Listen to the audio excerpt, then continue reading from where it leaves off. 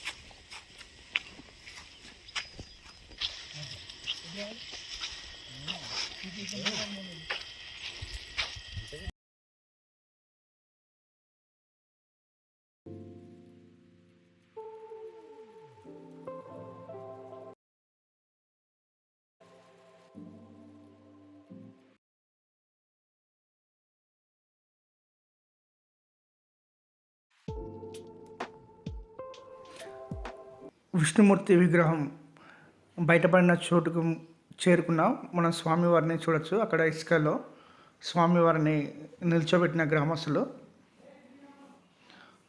చూడొచ్చు.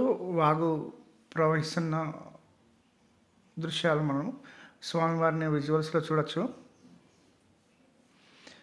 కిరీటం పైభాగంలో విష్ణుమూర్తి దశావతారాలు మనకు కనిపిస్తాయి. కొద్దిమేర డ్యామేజ్ అయింది.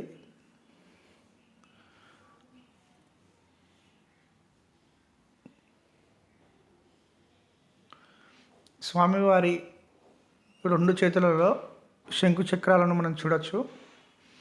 అదేవిధంగా మనకు కిందికి వస్తే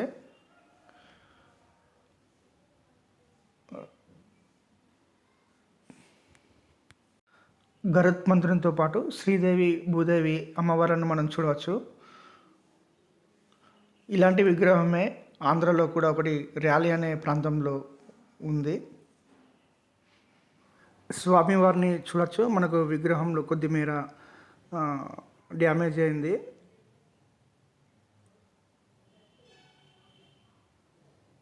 చేతి వేళ్ళు, అదేవిధంగా మనకు ఎడమ చేతి లేకుండా కనిపిస్తుంది. ఇలాంటి విగ్రహము ఒక ఆంధ్రలో తప్ప మరి ఎక్కడ ఇంతవరకు కనపడలేదు.